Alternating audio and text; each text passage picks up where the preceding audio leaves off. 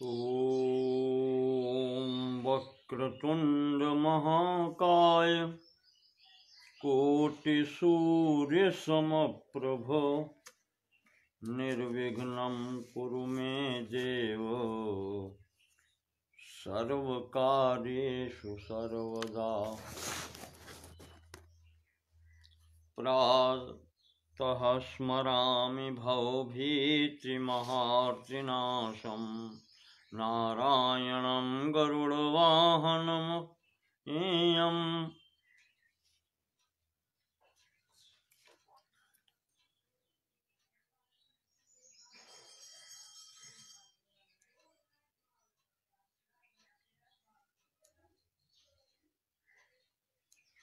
यं ब्रह्मा वरुणेन्द्ररुद्रमरुतः स्तुन्वन्ति दिव्यैस्तवैः वेदैः साङ्गपदक्रमोपनिषदैर्गायन्ति यं सामगाः। ध्यानावस्थिततद्गतेन मनसा पश्यन्ति यं योगिनो यस्यान्तं न विदुः सुरासुरगणा। देवाय तस्मै नमः। नारायणं नमस्कृत्य नरं चैव नरोत्तमं देवीं सरस्वतीं व्यासं ततो जयमुदीरयेत्।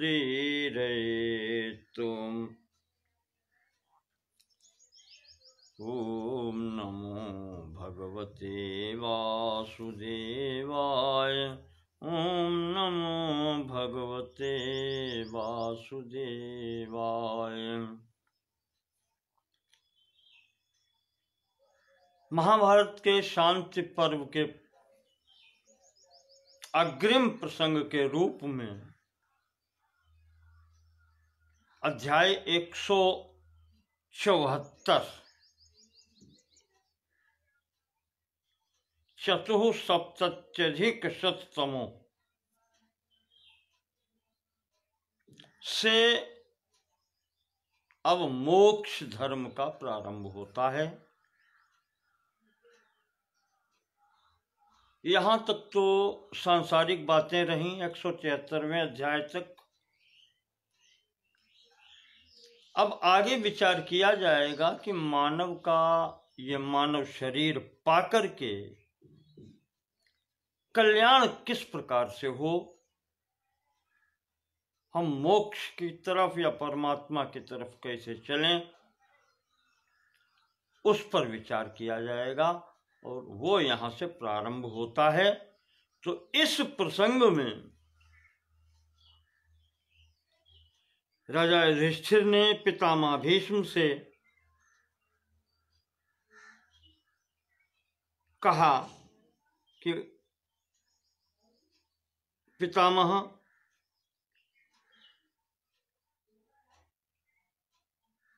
मनुष्य का चारों आश्रमों में ब्रह्मचर्य, गृहस्थ, वानप्रस्थ और सन्यास,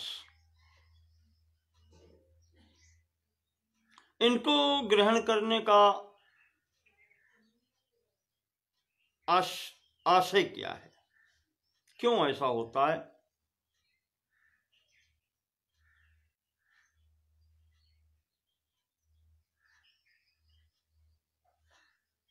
अब आप इनके लिए जो उपयुक्त धर्म है उसका विशेष रूप से वर्णन करें।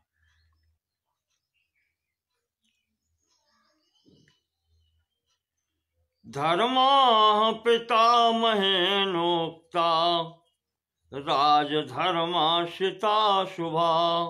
अभी तक आपने जिन धर्मों का, जिन कर्तव्यों का उपदेश किया है वह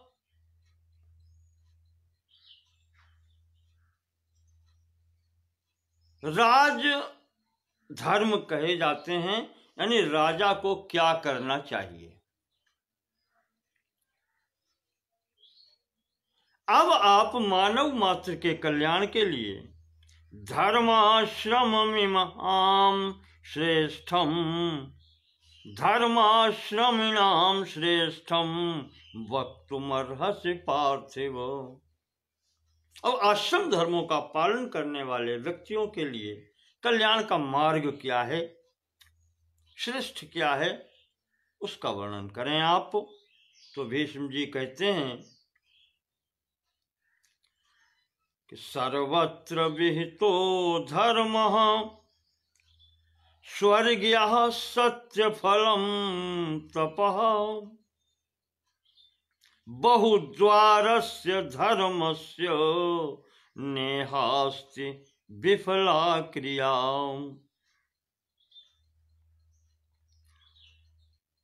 पितामह कहते हैं कि राजन, संसार में ऐसी कोई क्रिया नहीं है जिसका कोई फल न होता हो। नेहास्ति न यह अस्ति विफला क्रिया।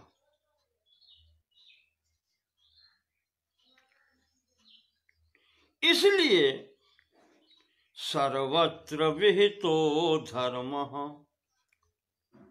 सभी स्थानों पर अपने कर्तव्यों का पालन करने की बात कही जाती है, धर्म का पालन करने की बात कही जाती है।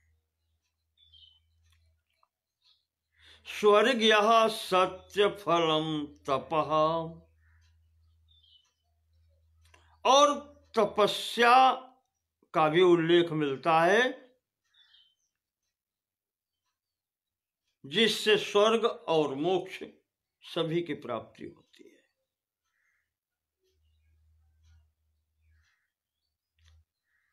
यस्मिन् यस्मिंस्तु विषये, जो पहले कहा है कि बहुद्वारस्य धर्मस्य,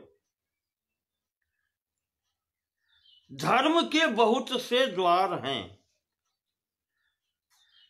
या बहुत से ऐसे द्वार हैं जिनके द्वारा धर्म की प्राप्ति होती है, या धर्म के अंग कितने हैं ये सर्व धर्म कहे जाते हैं। जैसे मानस में गोस्वामी जी ने जगह जगह लिखा है कि धर्म न दूसर सत्य समाना, परम धर्म श्रुति विदित अहिंसा। कहीं पर सत्य से बढ़कर दूसरा धर्म नहीं है, कहीं अहिंसा से बढ़कर दूसरा कोई धर्म नहीं है। इसी प्रकार से कहीं पर धर्म के 10 लक्षण कहे गए हैं, कहीं पर धर्म के 13 लक्षण कहे गए हैं। अलग अलग ये बातें बतलाई गई हैं। कहा युधिष्ठिर, ये इसीलिए हैं कि जो व्यक्ति जिस मार्ग से आगे बढ़ा और उसने अपने अपनाए हुए मार्ग से सिद्धि प्राप्त की, उसने अपना अनुभव दे दिया। वो तो यही मार्ग बतलाएगा कि मैं इस मार्ग से गया हूं, इसलिए तुम भी इसी मार्ग से जाओ तो तुम्हें सिद्धि प्राप्त होगी। इसी कारण से बहुद्वारस्य धर्मस्य,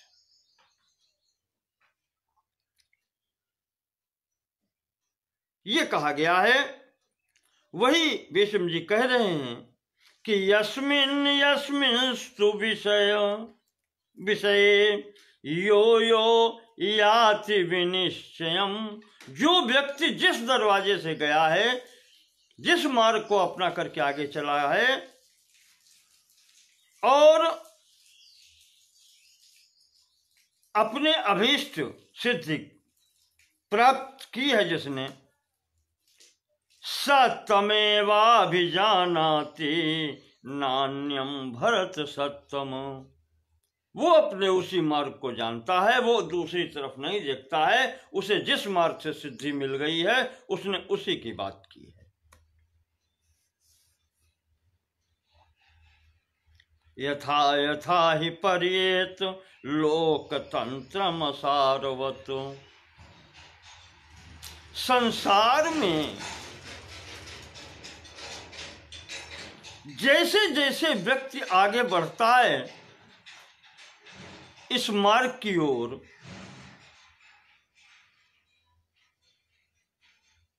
यथा यथा च पर्येति, जैसे जैसे इस मार्ग पर आगे बढ़ता है तो लोकतंत्रम असारवत, उसे अनुभव होने लगता है कि संसार की स्थितियां, संसार के पदार्थ, ये सब असार हैं। तथा तथा विरागोत्र जायते नात्र संशय। और जब वो जान लेता है कि संसार की ये स्थितियां या ये वस्तुएं असार हैं, लक्ष्य में बाधा डालने वाली वस्तुएं असार कही जाती हैं, जिनमें कोई सार नहीं है, उलझाने वाली परिस्थितियां और वस्तुएं या पदार्थ ये असार हैं। जब ये जान लेता है तो उसे इनसे स्वतः वैराग्य हो ही जाता है। एवं व्यवसिते लोके बहुद्वयोषे युधिष्ठिर। जब वो निश्चय कर लेता है कि संसार में सब असार है,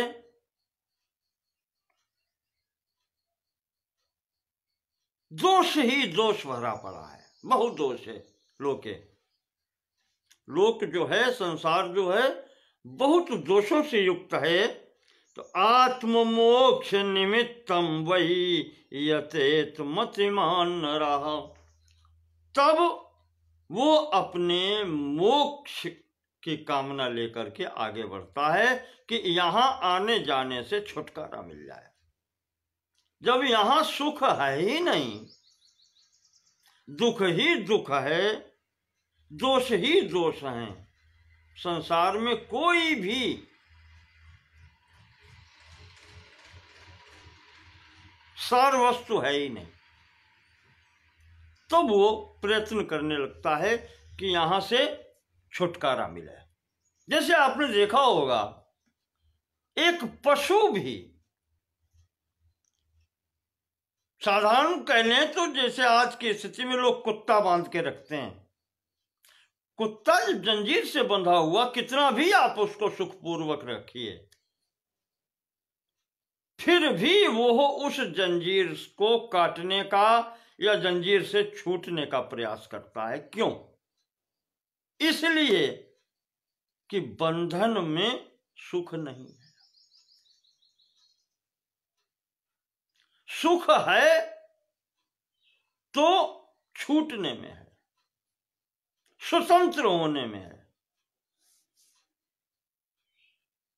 तो जब एक पशु इस प्रकार से प्रयास करता है तो हम क्यों नहीं कर सकते? हम तो मनुष्य हैं।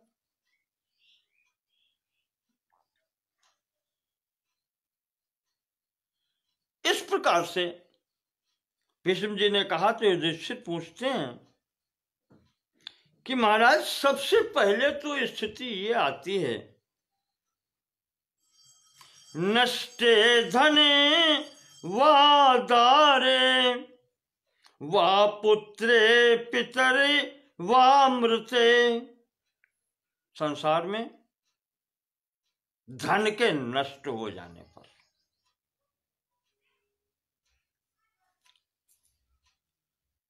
स्त्री, पुत्र, पिता इत्यादि जो संबंधी हैं, इनके मर जाने से, यया बुद्ध्यानुत्ते शोकम, जिससे बुद्धि को शोक प्राप्त होता है, तन्मे ब्रूहि पितामह वो ऐसे शोक का निवारण कैसे करे। नुदेत शोकम, शोकम नुदेत, उससे दूर कैसे हटे, वो शोक का निवारण कैसे हो, ये पितामह हमें आप बतलाएं। तो भीष्म जी कहते हैं कि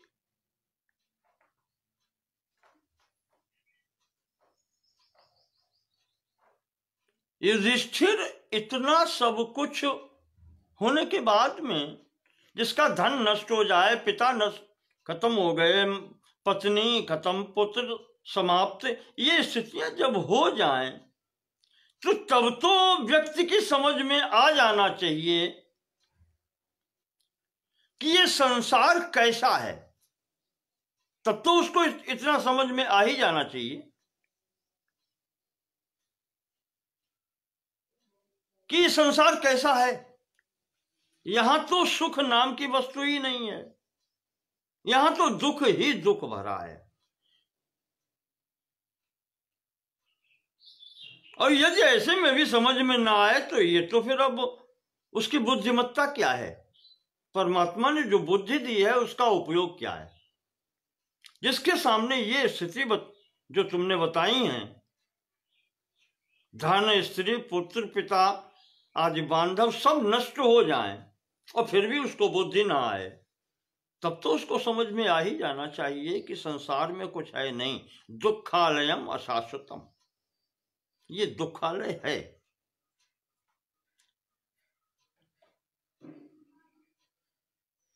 तो ये सोच करके फिर उसको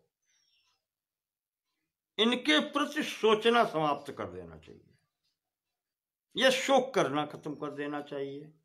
कब तक शोक करेगा।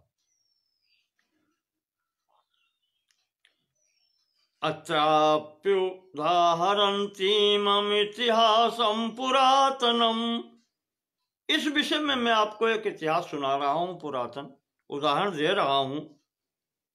एक राजा थे सेनजित, उनके पुत्र की मृत्यु हो गई, बहुत रो रहे थे, शोकचित्त थे। उसी समय एक ब्राह्मण वहां आया, उसने कहा राजन तुम मूर्खों की तरह से, राजा तो बुद्धिमान कहा जाता है, फिर भी तुम मूर्खों की तरह व्यवहार कर रहे हो।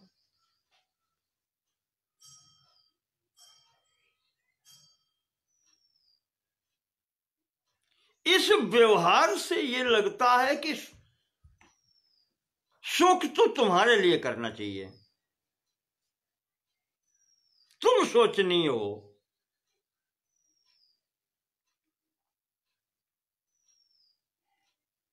जो तुम किसी मृत व्यक्ति के लिए शोक कर रहे हो बैठे, जो वापस नहीं आना है।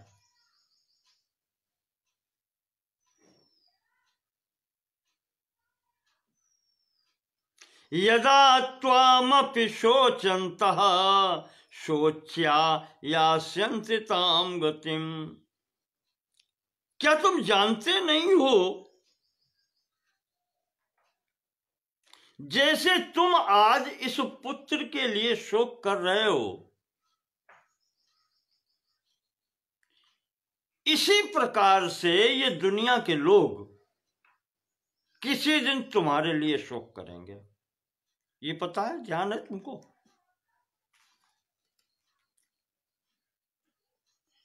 कहने का तात्पर्य वो कहता है कि राजन जैसे ये चला गया है, तुम भी एक दिन चले जाओगे, लोग तुम्हारे लिए भी इसी तरीके से शोक करेंगे।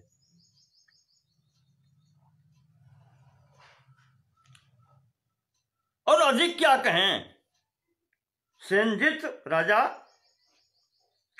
चाहे तुम हो, चाहे हम हो, चाहे ये अन्य और संसार के लोग हैं जो तुम्हारे पास बैठे हैं रो रहे हैं, ये सब एक दिन चले जाएंगे।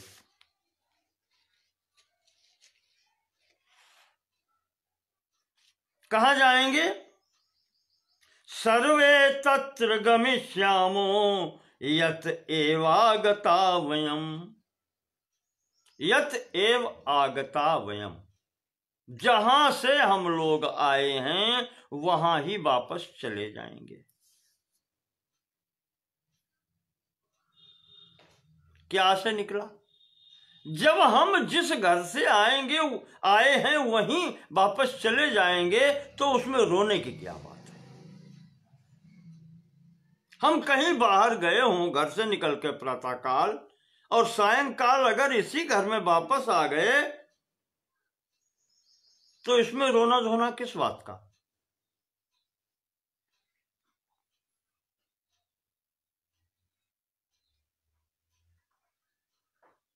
जब इतना कहा तो राजा पूछता है सेनजित कि ब्राह्मण देवता आप ऐसी बात कैसे करें? क्या आपको दुख नहीं होता? आपके पास ऐसी कौन सी बुद्धि है, कौन सा ज्ञान है, कौन सा शास्त्र आप पढ़े हैं?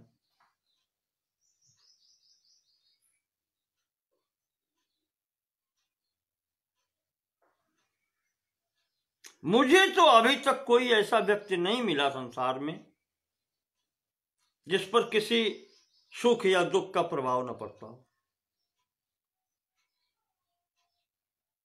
तो ब्राह्मण कहता है कि राजन देखो, संसार में दुखी वही है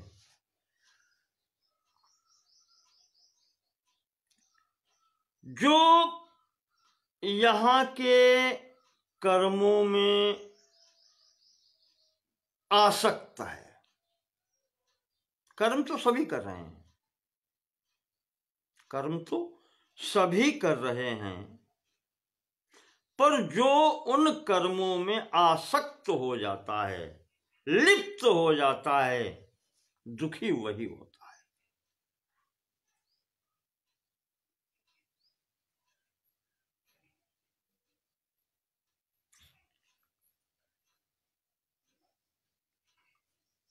मैं जब विचार करता हूं तो मैं देखता हूं कि अहम एको न में कश्चिन। जब मैं बैठता हूं, विचार करता हूं इस स्थिति में, तो मुझे तो मैं अकेला ही दिखाई पड़ता हूं, यहां मेरा कोई है ही नहीं। ना हम अन्यस्य कस्यचित्, मेरा जब कोई नहीं है तो मैं भी किसी का नहीं हूं। विचार करिए आप इस चीज पर। न तम पश्यामि यस्याहम, कोई भी ऐसा नहीं दिखाई पड़ता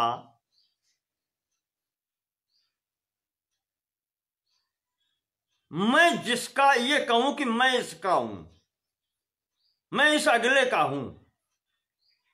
जब मेरे जैसे शरीर को जैसे आप ले लें तो पुत्र कहता है कि मेरा पिता है, पत्नी कहती है मेरा पति है, पिता कहता, माता कहती है कि मेरा पुत्र है।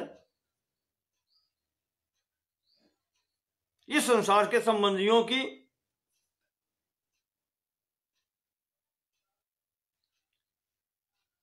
अंत में अग्नि इसको जलाने को तैयार बैठी है, वो कहती है मेरा है।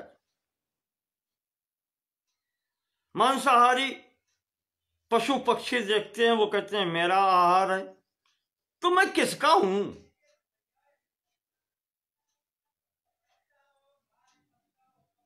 कोई ऐसा नहीं है जिसको मैं ये कह दूं कि मैं इसका हूं। तो तम न पश्यामि यो मम, इसी प्रकार मैं अन्य किसी को भी नहीं देखता जिसके लिए मैं ये कह दूं कि ये मेरा है।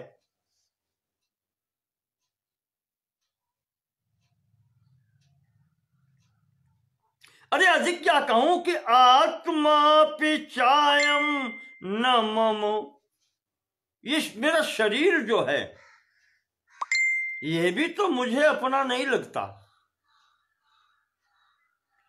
सर्वा वा पृथ्वी मम, और न ये पृथ्वी मेरी अपनी लगती है। संपूर्ण पृथ्वी ये भी मेरी नहीं है। यथा मम तथा अन्येषाम इति चिंत्य न मे व्यथा। और अगर ये कह दें कि पृथ्वी मेरी है, तो ऐसे तो कितने भी व्यक्ति हैं संसार में, वो सबकी अपनी अपनी मेरी मेरी मेरी है। कितनी मेरी हैं? जैसे मेरे लिए ये पृथ्वी मेरी है, ऐसे ही अन्य व्यक्ति के लिए भी तो ये पृथ्वी मेरी है। तो जब सबके लिए ये मेरी पृथ्वी है,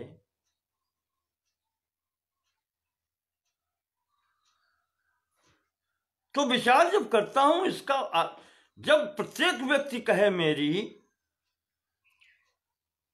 तो उसका अर्थ यह है कि फिर ये किसी की नहीं है। एक ही वस्तु को अगर 1000 व्यक्ति कह दें ये मेरी, ये मेरी, ये मेरी, ये मेरी, ये मेरी, संपूर्ण वस्तु मेरी है, तो आशय तो फिर ये हुआ कि ये फिर किसी की नहीं है। ये सब झूठ बोल रहे हैं। और राजन, यहां जो दिखाई पड़ता है कि जब मेरे नहीं है तो ये सब मेरे घर में बांधव कैसे हैं, पुत्र स्त्री, पिता माता, बहन भाई आदि, ये घर मेरा।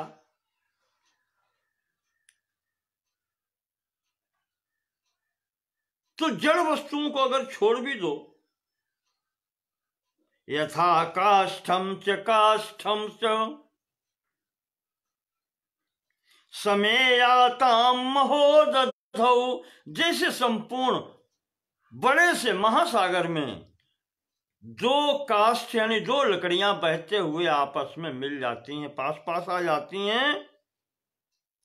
समेत च व्यपेयाताम, कुछ समय तक एक साथ रह करके और फिर एक दूसरे से बिछड़ जाती हैं। तद्वद्भूत समागम, यहां प्राणियों का समागम बिल्कुल बस यही इसी सिद्धांत पर होता है। चाहे पुत्र हो, पौत्र हो, जाति बांधव संबंधी, इनकी सबकी स्थिति यही है।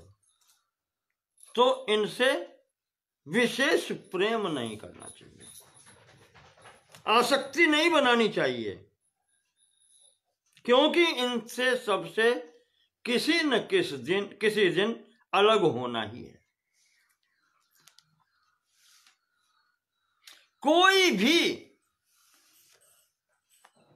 तुम्हारे साथ रह नहीं पाएगा और तुम भी किसी के साथ नहीं रह सकते। ये सब आने जाने वाले हैं। तृष्णार्थ प्रभवम दुखम, और ये जो दुख हो रहा है ये तृष्णा का प्रभाव है। ये प्रभाव है उस कामना का, उस वासना का जिसकी तुम आशा करते हो,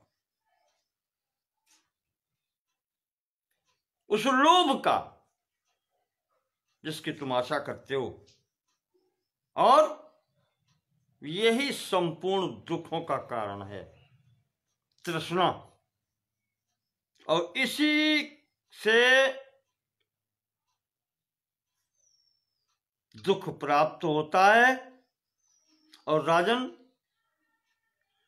दुख का कम होना यही सुख है। संपूर्ण सुखी कोई नहीं मिलेगा, अपेक्षिक हैं सब। जैसे सिर पर 100 किलो का बोझा रखा है और व्यक्ति आगे चलता है, किसी ने उसका 50 किलो का बोझा ले लिया, अब उसके सिर पर 50 किलो रह गया, अब वो सुखी हो गया। क्योंकि पहले 100 किलो का दुख था, अब वो घट करके 50 किलो का रह गया। हो सकता है अंततः 5 किलो का रह जाए, पर बोझा है, लेकिन वो 100 किलो की अपेक्षा 5 किलो बोझा में सुखी है। बस ये स्थिति है। दुखे च सुख मानिना, ये व्यक्ति ऐसा है कि ये दुख में भी सुख मानता है।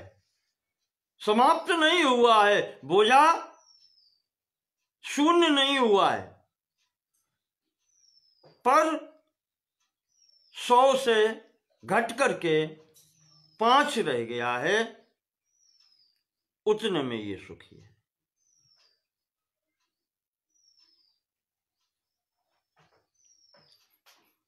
और जब वो सुख फिर बोझा बढ़ने लगता है, स्वयं लेकर के ये बोझा चलता है। इस बोझे को बनाने वाला भी यही है। हर जगह से बोझा उठा उठा के सर पर रखकर चल देता है। अकेला था तब सुखी था नहीं, पर तब एक अकेला शरीर साथ में था। आगे बढ़ा, 1 का 2 हुआ, पत्नी आई, बोझा बढ़ा। लेकिन दुखे च सुख मानिना, ये अब उसमें सुख का अनुभव करता है। कुछ दिन किया, फिर इसको बोझा लगने लगा। अब पुत्र आया, पुत्री आई, बढ़ रहा है बोझा, लेकिन सुखी। कितने दिन, फिर उन्हीं से दुखी, जिनसे सुख प्राप्त करता है, जिनसे सुख सोचता है कि मैं सुखी हो गया, और फिर उन्हीं से दुखी। तो ब्राह्मण कहता है कि राजन, संजित को बता रहा है कि शरीर में वायतनम सुखस्य, कहा सुख की अनुभूति इस शरीर से ही होती है। दुखस्य चाप्यायतनम शरीरम, और दुख की अनुभूति भी शरीर से होती है। तो ये सिद्ध करता है कि सुख दुख बाहर नहीं है, इसमें ही है। सुख भी इसमें है और दुख भी इसमें है। यदि शरीरेण करोति कर्म तेनैव देहि समुपाश्नुते ततो। तो अब ये मनुष्य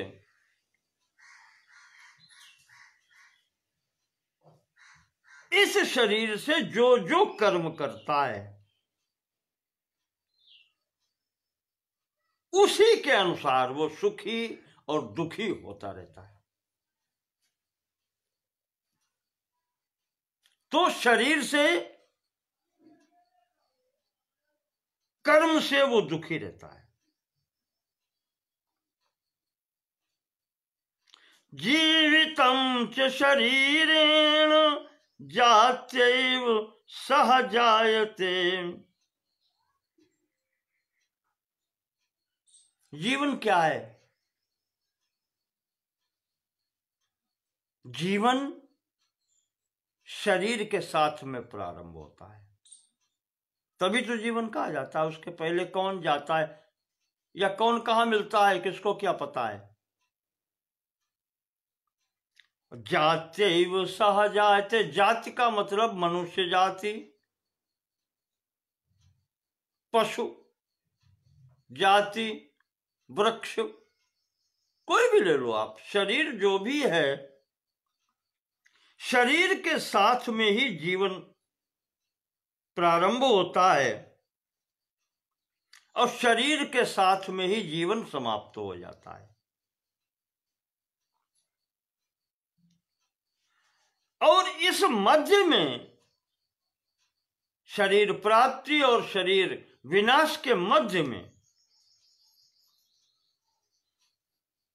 जो जो विषय सामने आते रहते हैं, उसमें यह आसक्त होता रहता है, बंधन बनाता रहता है अपने बांधने के। जननी जनक बंधु सुत दारा, ये सब क्या है? बंधन, और स्वयं के बनाए हुए हैं।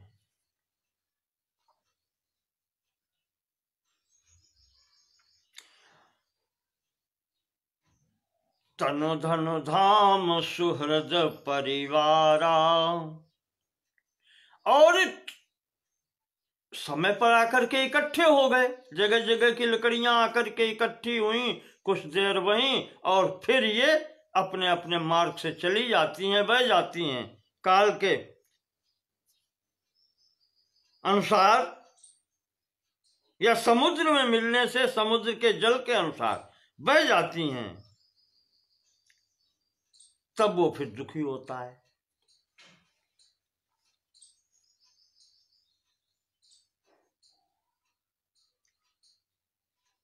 और इस स्नेह के कारण, इस बंधन के कारण ही उसे दुख होता है।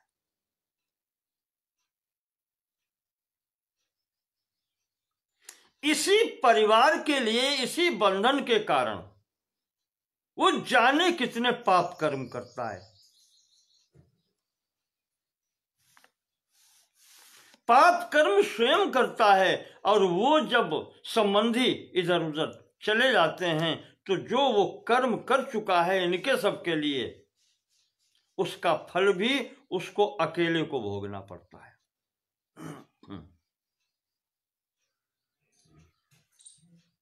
इन सांसारिक बंधनों में स्त्री पुत्र आदि, ये सब सांसारिक बंधनों में बंधकर ही मनुष्य इस संसार रूपी दलदल कह लें इसको, इसमें फंस करके, जैसे हाथी दलदल में गिर करके नष्ट हो जाता है, उसी प्रकार से यहां पर ये सब नष्ट हो जाता है।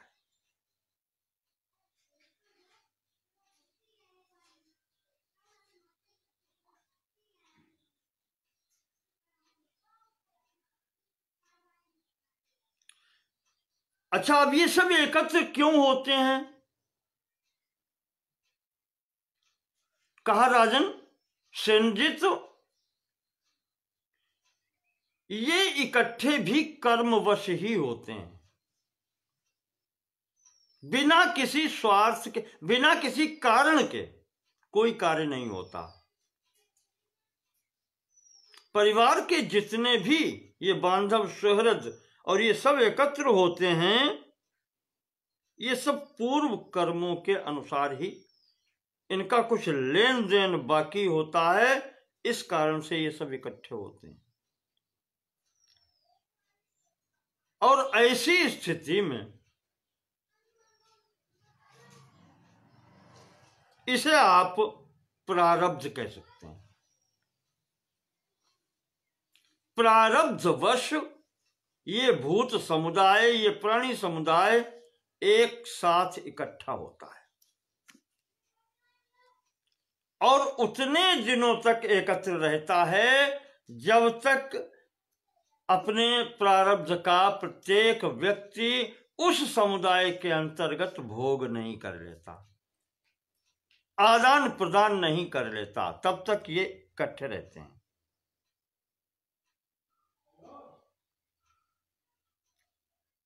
अब उसमें जो अपने अनुकूल पड़ गया वो सुख मालूम पड़ता है, प्रतिकूल पड़ गया वो दुख मालूम पड़ता है।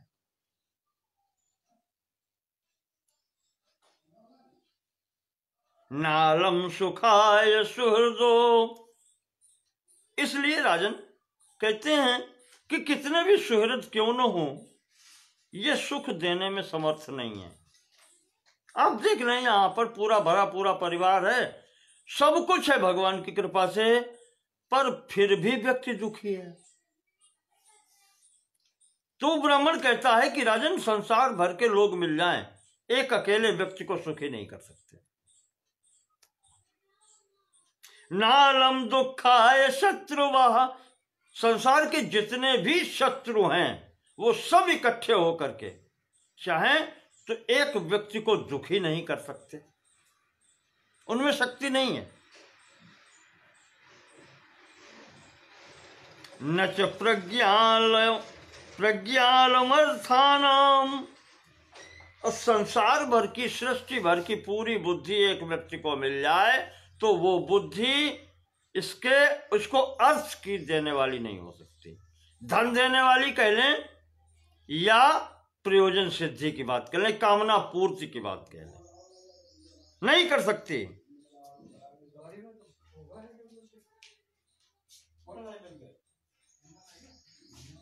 न सुखानाम अलम धनम। और संपूर्ण वैभव, श्री, सब कुछ मिल जाए सृष्टि का, तब भी एक व्यक्ति को संतुष्ट करने में समर्थ नहीं है, सुख देने में समर्थ नहीं है। तो इससे सिद्ध होता है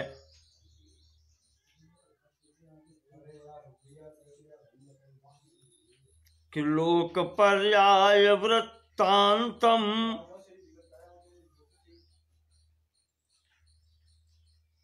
प्राज्ञों जानाति नेतरः।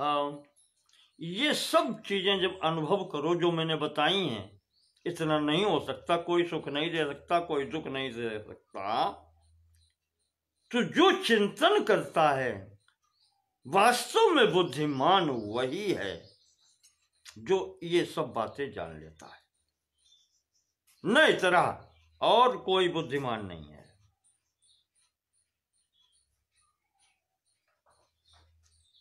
प्रारब्ध जिसके अनुकूल होता है सुख उसको मिलता है। प्रारब्ध का मतलब पूर्व संचित कर्म जिनका फल मिलना है और उस फल रूप में सुख है यदि, तो उसको मिल जाता है, अन्यथा नहीं मिलता, चाहे जैसा भी व्यक्ति हो।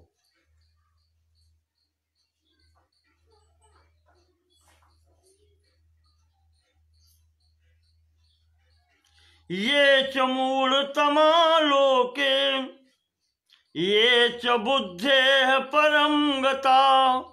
ब्राह्मण कहता है, यही श्रीमद् भागवत के 3रे स्कंद में आया है, यही श्लोक वहां पर है।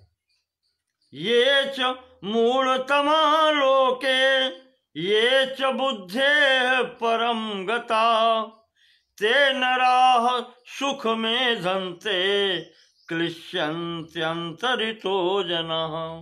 संसार में 2 प्रकार के लोग सुख प्राप्त करते हैं।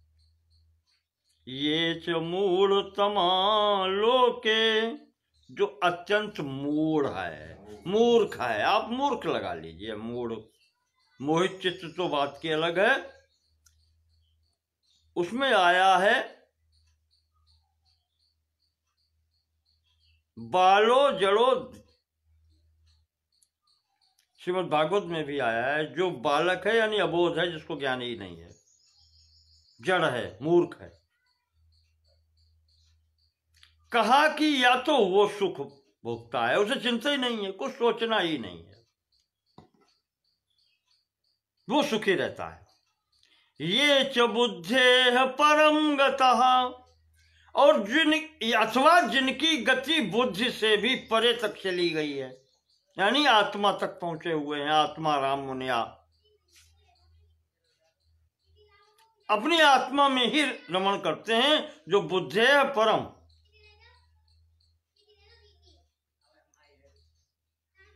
जिनकी स्थिति बुद्धि के पार चली गई है, यानी परमात्मा की तरफ, आत्मा की तरफ चले गए हैं, वो सुखी हैं। ते नराः सुख में धन्ते, बस तीसरा कोई व्यक्ति क्लिश्यन्त्यन्तरितो जना, इनके मध्य वाला कोई भी व्यक्ति सुखी नहीं है।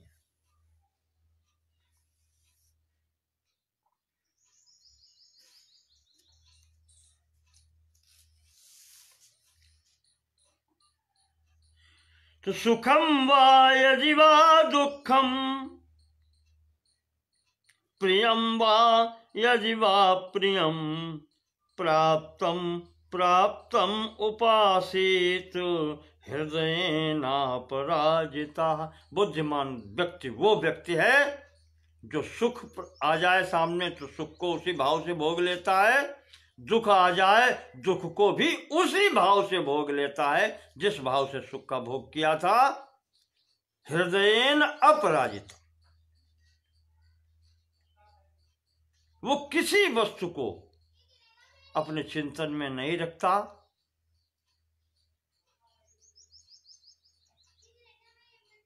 जो प्राप्त हो जाए उसका भोग कर लेता है,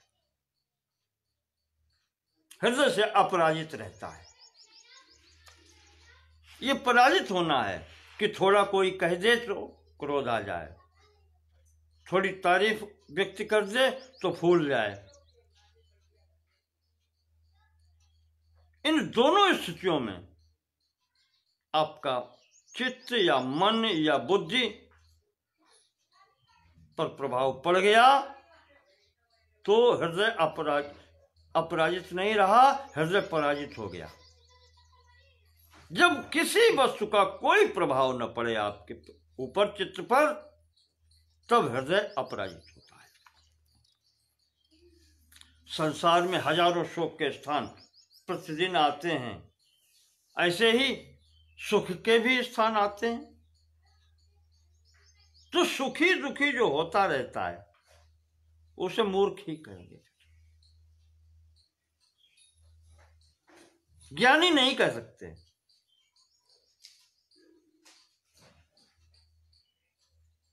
जो व्यक्ति बुद्धिमंतम कृत प्रज्ञम शुश्रूषमनुसूयकम दांतम जितेन्द्रियम चापि शोको न स्पृशते नरम। जो व्यक्ति बुद्धिमान है, अभी बताया, जो इसको ये ज्ञान है कि यार संसार है, ये ऐसा ही चलता रहता है, इतना ज्ञान हो गया, कोई विशेष बात नहीं है। कई बार मेरे सामने ऐसी स्थितियां आई हैं तो संतोष कर लेता हूं। अब उस स्थिति में हो गया हूं, इतने 65-66 वर्ष की आयु में कोई वैसा भी व्यक्ति सामने आता है तो एक बार ये पूछ लेता हूं कि प्रभु ये बतलाओ कि तुम्हारे सामने ऐसी कौन सी परिस्थिति आ गई है विशेष जो संसार में अन्य व्यक्ति के समक्ष नहीं है।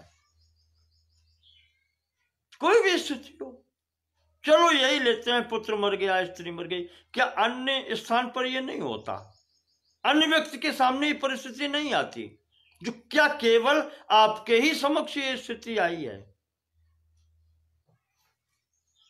तो जब किसी के समक्ष आ सकती है, वही घटना मेरे समक्ष हुई है, तो अन्य के समक्ष होने में हमें दुख नहीं होता, तो वही घटना मेरे समक्ष हो रही है, मेरे प्रति हो रही है, तो उसमें दुख काहे का है?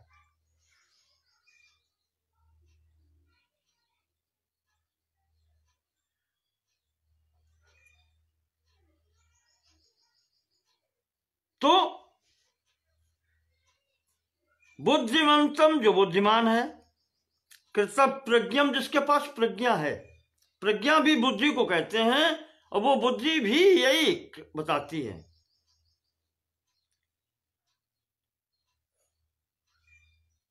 कि जो परिस्थिति आई है ये क्यों आई है, उसका जो विचार कर ले उसको कहते हैं प्रज्ञा।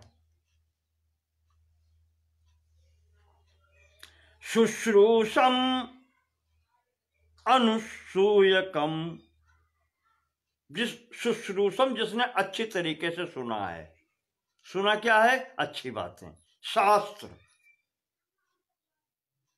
आप्त पुरुषों की वाणी, अपने वृद्ध पुरुषों का अनुभव, इसको सुना है। और अनसूयकम, जो दूसरे में दोष बुद्धि नहीं रखता।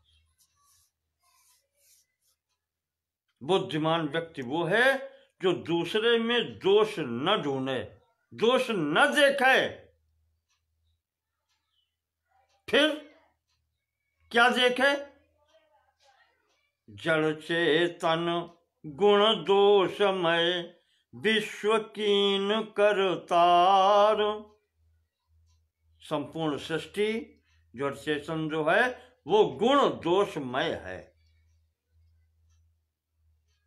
केवल गुण कहीं नहीं है और केवल दोष भी कहीं नहीं है, ये मिश्रित हर स्थान पर है।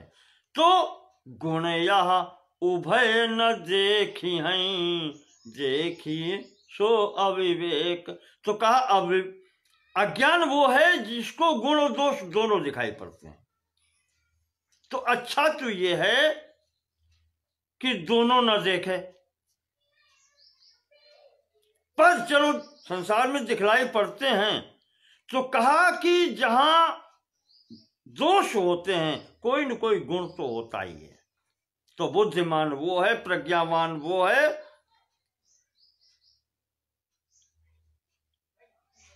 शास्त्रानुभव वृद्धानुभव धारण करने वाला वो है जिसको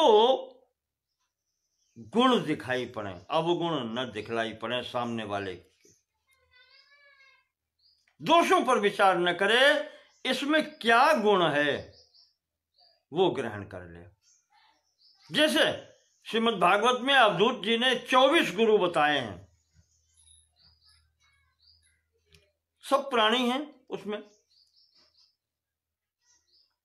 और सबसे कुछ न कुछ उन्होंने गुण ग्रहण किया है। पिंगला वैश्या से भी गुण ग्रहण किया है कि नैराश्यम परमं सुखम, आशा ही परमं दुखम। आशा दुख है और निराशा ही सबसे बड़ा सुख है, ये उन्होंने उस पिंगला वेश्या से लिया।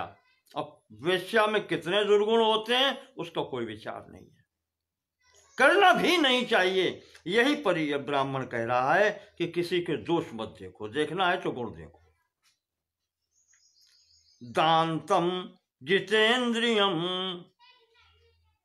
जिसका मन वश में है, इंद्रियां वश में है, ऐसा व्यक्तित्व जो होता है उसको फिर शोक नहीं होता।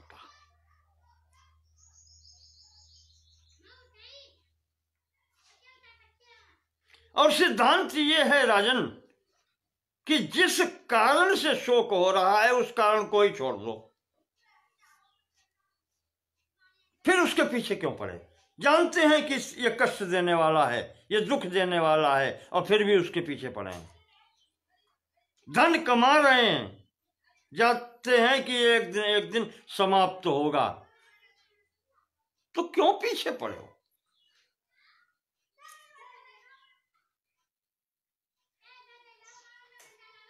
किंचिदेव ममत्वेन यदा भवति कल्पितम, जिस वस्तु के अंदर ममता हो जाती है, आसक्ति हो जाती है, तदेव परितापार्थम सर्वम संपद्यते तथा, बस वहीं से परिताप प्राप्त होने लगता है, दुख प्राप्त होने लगता है। तो कहा है कि उसका मूल ही छोड़ दो, उसकी जड़ भी, जड़ को उसे ही काटो उसको।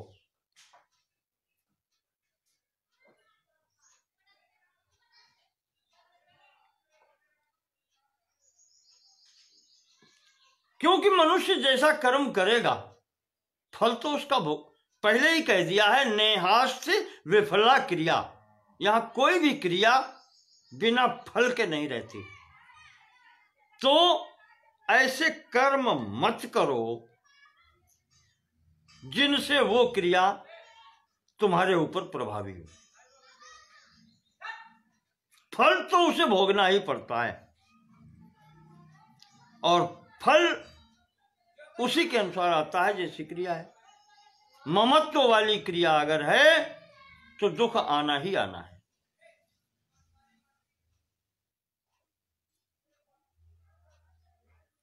तो व्यक्ति को चाहिए ये कि किसी के प्रति ममत्व न करे।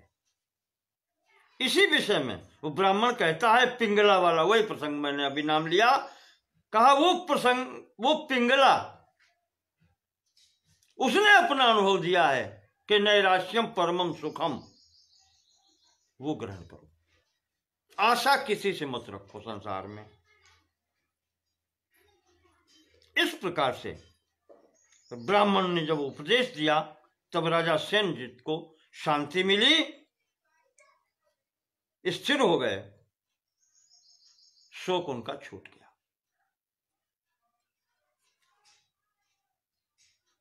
तो ऋषि फिर पूछते हैं कि पितामह, संसार में समय तो बीतता जा रहा है और समय अपने गति से चलता ही है, तो जो ये थोड़ा सा समय मिलता है उस बीच में किम श्रेयः प्रतिपद्येत, तो व्यक्ति को अपने कल्याण के लिए क्या करना चाहिए।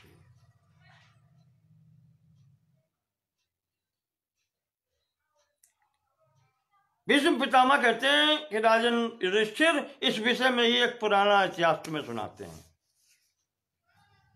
एक ब्राह्मण से श्रोत्रिय कर्मनिष्ठ धर्मनिष्ठ वैदिक ब्राह्मण, उनके एक पुत्र हुआ। पुत्र का उन्होंने नाम ही मेधावी रखा, संपूर्ण अध्ययन कराया उसको, बुद्धि से भी अच्छा था। मेधावी होने के कारण ही महाराज ने उसका नाम मेधावी रखा। एक दिन उस पुत्र ने पिताजी से प्रश्न कर दिया,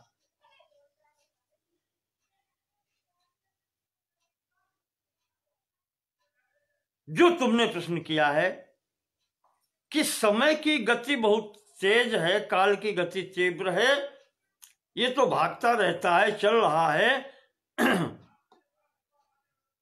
तो व्यक्ति को करना क्या चाहिए।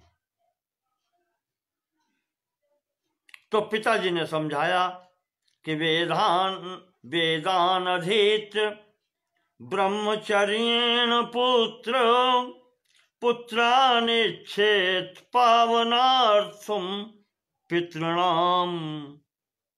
कहा पुत्र, मेधावी को कह रहे हैं पिता कि बेटा वेदों का अध्ययन करना चाहिए, ब्रह्मचर्य पूर्वक रहना चाहिए, इसके बाद में विवाह करके पुत्रों की इच्छा करनी चाहिए,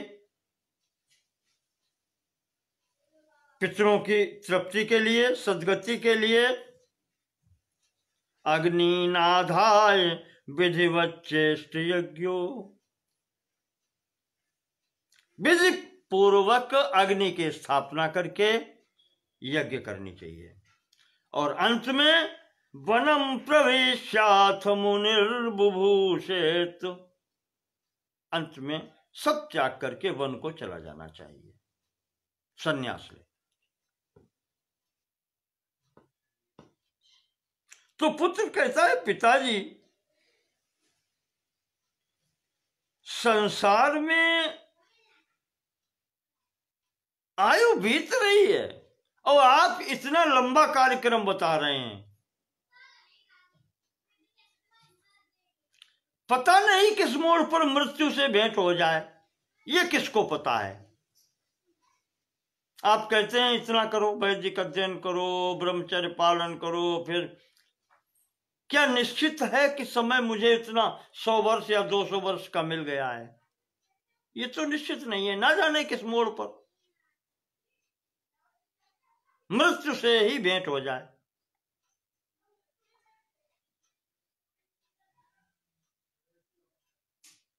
कैसे हो सकता है।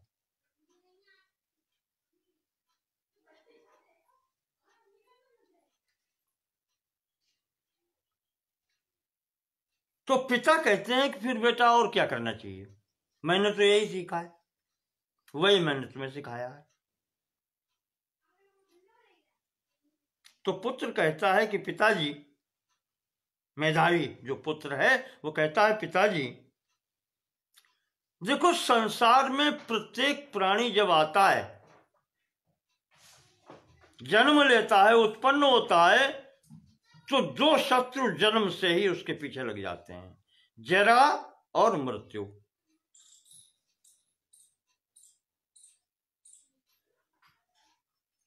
ऐसी स्थिति में व्यक्ति सुखी कैसे रह सकता है।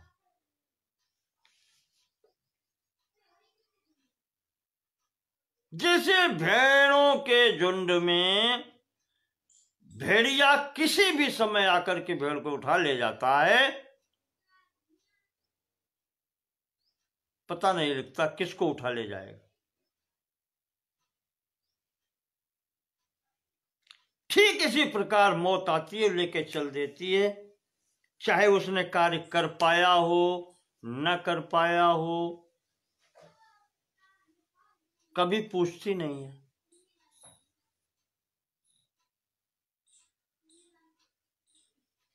जात में वांस कोन्ताय, कहा प्राणी उत्पन्न होता ही मरने के लिए है। जरा चान्वेत देहिनम, और जिसने भी शरीर धारण किया है, जरा भी, बुढ़ापा भी उसके साथ में तुरंत ही लग जाता है।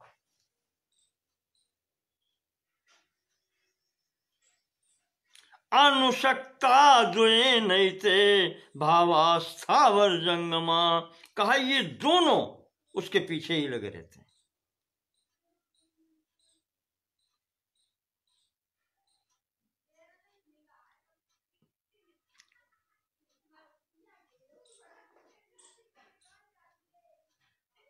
और फिर ऐसे समय में भी यदि व्यक्ति अपने को अलग अलग बांधने लगे,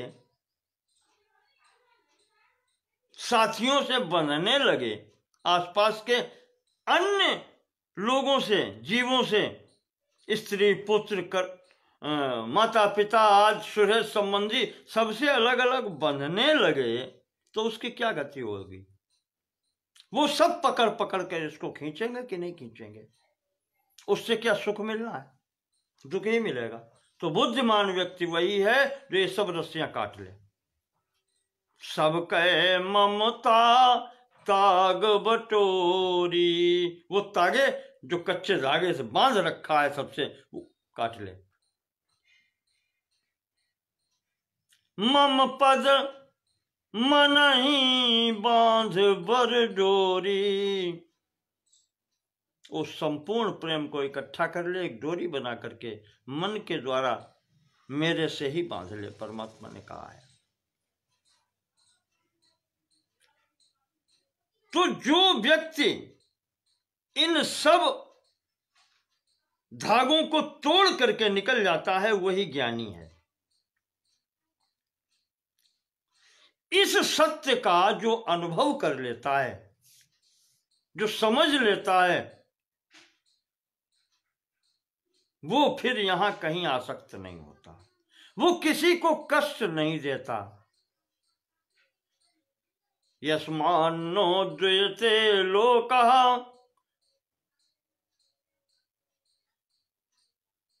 जिसके द्वारा किसी भी प्राणी को दुख नहीं दिया जाता। लोकान्नो द्विजते च यः, और वही व्यक्ति फिर किसी से कष्ट नहीं पाता है, जो किसी को कष्ट नहीं देता है।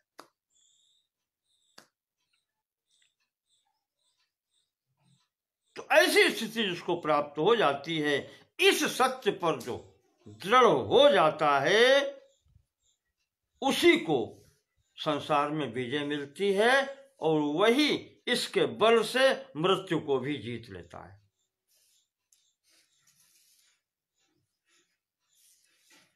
जैसे कहा कि सुख और दुख भी इसके अंतर्गत है, इसी प्रकार से यहां अमृत और मृत्यु भी इसमें ही शरीर के अंतर्गत ही है।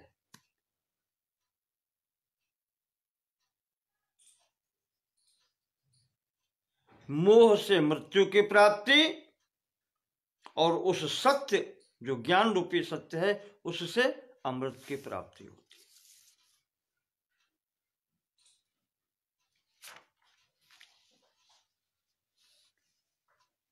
है। इस ज्ञान के आगे फिर और कोई ज्ञान नहीं है।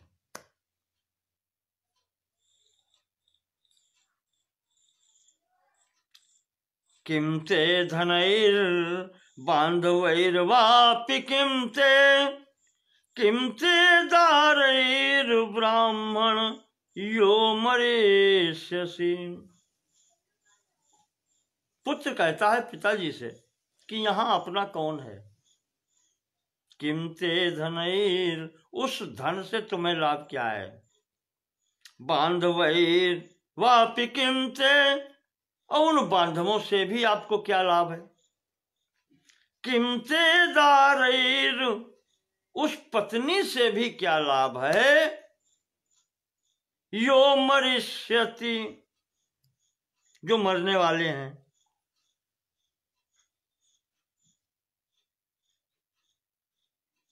अच्छा, मरिष्यसि मध्यम पुरुष का प्रयोग किया है। कहा पिताजी जब आप मर ही जाएंगे, ये सत्य आपको पता है कि आप मरने, जीवन शरीर के साथ में ही मृत्यु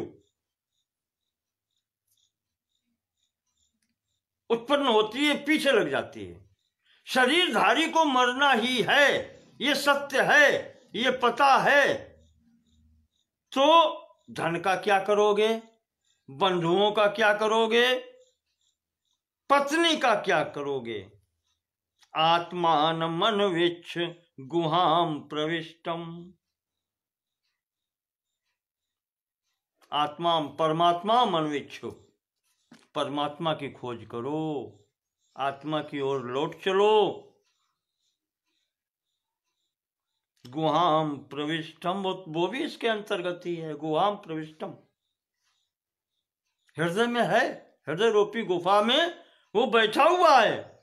पितामहस्ते को गता पिता चो, संसार में देखो तुम्हारे पितामह कहाँ गए, बाबा कहाँ चले गए, पिता कहाँ चले गए, आए लौट के नहीं आए ना। ऐसे ही तुम्हें भी जाना है। जब ये पता है तो शुद्ध मार्ग ये है कि इधर चलो परमात्मा की, और कोई रास्ता नहीं है। तो भीष्म जी कहते हैं कि पुत्र के द्वारा इस प्रकार से कहे जाने पर उस पिता ने वही मार्ग अपनाया, अपना सब छोड़ के, और उसने आत्मलाभ प्राप्त किया। आगे पुनः युधिष्ठिर प्रश्न करते हैं, का संसार में पितामह, संसार में दो प्रकार के व्यक्ति हैं, धनी और निर्धन, और दोनों को सुख और दुख प्राप्त होता है, उसमें कोई अंतर नहीं होता। क्यों, ऐसा क्यों होता है। का ऐसा इसलिए होता है, एक बार की घटना है, मैं अपने अनुभव बता रहा हूं। भीष्म पितामह जी कहते हैं ये मेरा अनुभव है।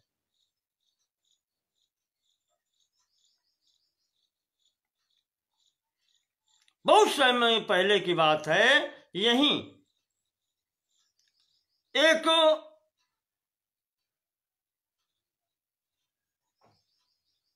ब्राह्मण था, उसे संसार में सब तरह से दुख ही मिला था। धन भी नहीं था उसके पास, स्त्री भी उसको कष्ट देती थी, भूख से व्याकुल होने वाला भिक्षार्थी ब्राह्मण। उसने मुझे अपना अनुभव सुनाया था। संपाक नामक का ब्राह्मण, उसने कहा था, बताया था मुझे अपना अनुभव। वो अनुभव युधिष्ठिर मैं तुम्हें दे रहा हूं। उस ब्राह्मण ने कहा था कि भीष्म, इस संसार में कोई भी व्यक्ति क्यों न हो, जैसे ही जीवन उसका प्रारंभ होता है, संसार में आता है, उस जन्म से ही उसे सुख दुख घेर लेते हैं।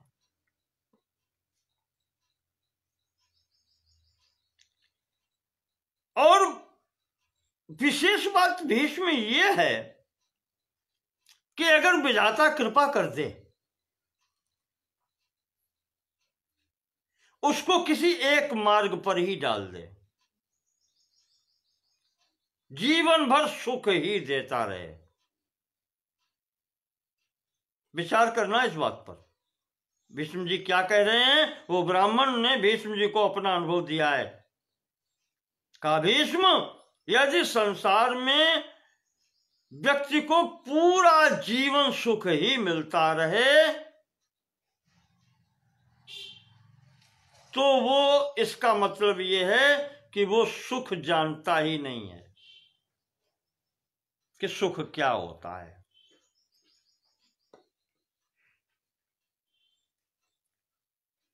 गोस्वामी तुलसीदास जी ने जो बात बताई है,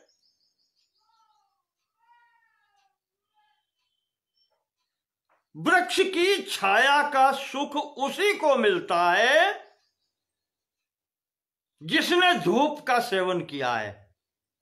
जो धूप में चल करके आया है, वो कष्ट उठा करके आया है, दुख उठा करके आया है, वो ही वृक्ष की छाया का सुख जानता है।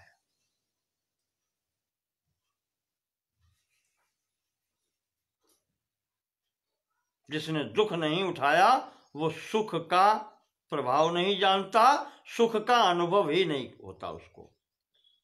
ऐसे ही जो व्यक्ति केवल दुख ही दुख प्राप्त करता रहता है, उसके लिए तो वो साधारण वस्तु है। जिसने सुख कभी देखा ही नहीं, उससे दुख, उसे व्यक्ति को दुख से कभी कोई कष्ट भी नहीं होता। कहा, कष्ट उसी को होता है जिसको सुख और दुख दोनों देखने को मिलते हैं।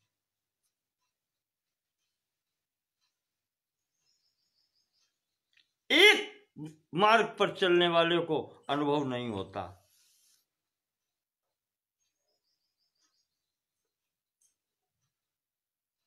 और उसने कहा था कि भीष्म, तुम्हें कष्ट क्यों हो रहा है? बताएं आपको, ये कष्ट तुमने स्वयं पकड़ रखा है। सुख का भी अनुभव इसमें किया है, दुख का भी अनुभव किया है। इस कारण से तुम्हें दुख की अनुभूति हो रही है। एक मार्ग पर अगर चला होता व्यक्ति, चाहे सुख के मार्ग पर चला हो, उसको किसी प्रकार की अनुभूति नहीं होती। फिर ना दुख देखा ही नहीं है तो उसे न सुख की अनुभूति है न दुख की अनुभूति है। ऐसे ही केवल दुख के मार्ग पर जो चला है उसे भी कोई दूसरी अनुभूति नहीं होती। इस कारण वो भी सुख और दुख की अनुभूति नहीं करता, वो भी अपने रास्ते पर सही चलता है। तुमने दोनों देखे हैं। कहा, ये जो राज्य का, शासन का बोझा उठा करके सिर पर रखा है, इस कारण से तुम्हें दुख हो रहा है।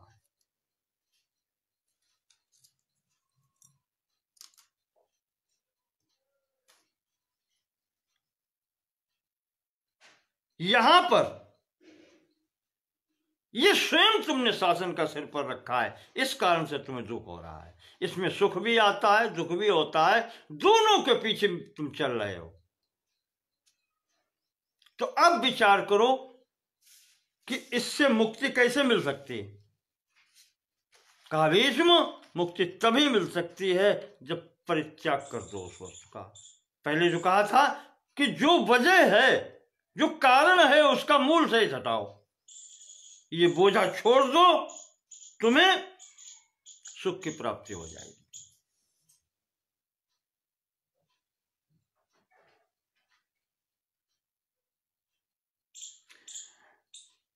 अकिंचनः परिपतन सुखम आस्वादयिष्यसि। अकिंचनः परिपतन, अगर तुम अकिंचन हो जाओ, सब कुछ छोड़ दो, तो सुखम आस्वादयिष्यसि, तो सुख की अनुभूति तुम्हें हो जाएगी।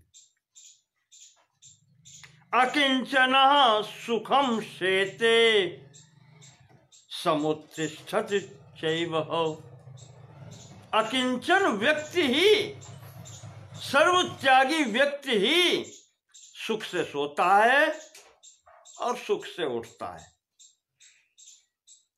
जाको कछु न चाहिए सोई शाहंशाह। ब्राह्मण संपाक कह रहा है, राजन मैंने दोनों चीजें देखी हैं, अकिंचनता भी देखी है और वैभव भी देखा है। तुम्हारा राज्य देख रहा हूं, तुमसे अच्छा कोई शासक नहीं हो सकता। पर जब मैं उस सुख देखने के लिए तुला पर रखता हूं कि इस शासन राज्य संपूर्ण पृथ्वी में सुख है या अकिंचनता में सुख है, तो महाराज वो अकिंचनता वाला पल्ला भारी हो जाता है।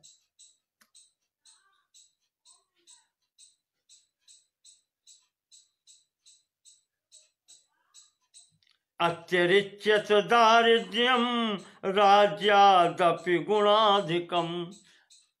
राज्य के सुख से वो दरिद्रता वाला अकिंचनता वाला सुख गुरुतर है, भारी है। क्यों? वहां उसको कोई चिंता नहीं है, जो मिल जाए उपभोग कर लेता है, पृथ्वी पर सो जाता है, बाहों का तकिया लगा लेता है।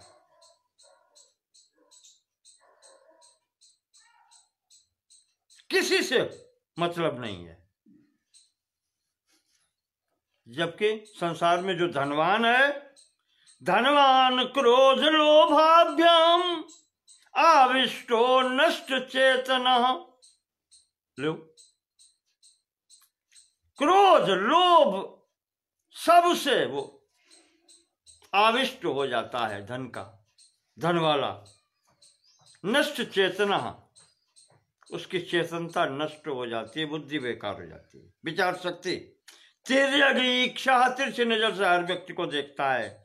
शुष्क मुखा, मुख सूख जाता है। पाप को भ्रकुटी मुखा, भौएं चढ़ी रहती हैं, हमेशा संकित रहता है, कभी सुखी हो ही नहीं सकता जितना अकिंचन सुखी होता है।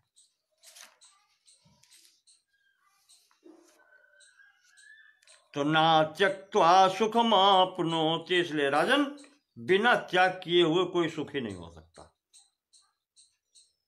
ना त्यक्त्वा विन्दते परम,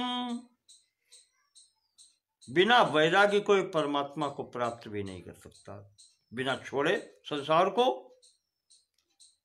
ना त्यक्त्वा चाभयः शेते, सुख पूर्वक सो नहीं सकता, वैरागी पुरुष ही सुख पूर्वक सोता है।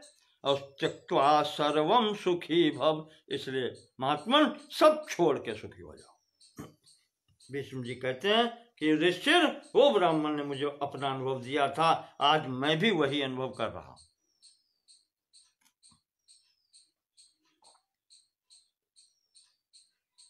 सब छोड़ के सुखी हो जाओ।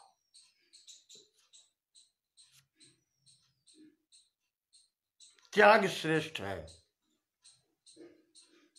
किसी वस्तु को पकड़ने की अपेक्षा उसका त्याग कर देना, यह अपने हाथ में है। वो वस्तु को पकड़ना, वस्तु दूसरी है, दूसरे के द्वारा है,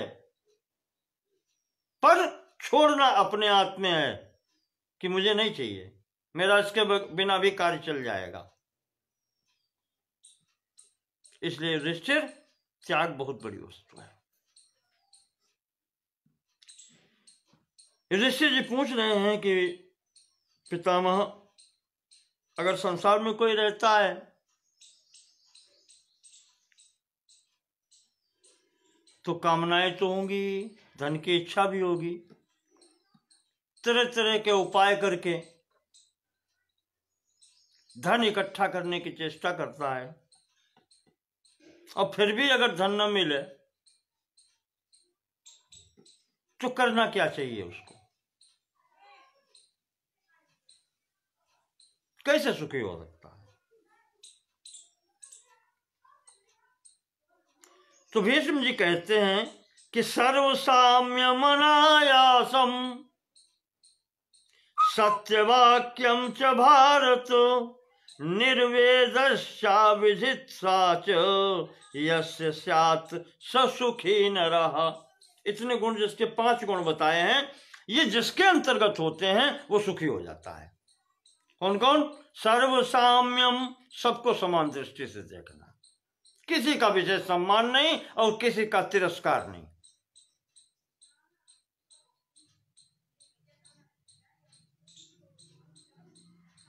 आगत का स्वागत, जाने वाले को प्रणाम। बस। अनायासम, आयासम अनप्रत्यय करके, अनायासम माने जिसमें प्रयत्न न करना पड़े, प्रयत्न समाप्त कर दो, व्यर्थ का परिश्रम समाप्त। सत्यवाक्यम, वाणी जो भी बोले सत्य बोले, अपनी वाणी से सत्य बोले। निर्वेदश्च, निर्वेद वही वैराग्य। वैराग्य का मतलब ये नहीं होता कि उठा करके फेंक दो। वैराग्य का मतलब यही, जो पहली बात कही, जो आता जाए उसका उसी भांति एक ही बुद्धि से उपभोग कर लिया जाए, ये वैराग्य की श्रेणी में आता है।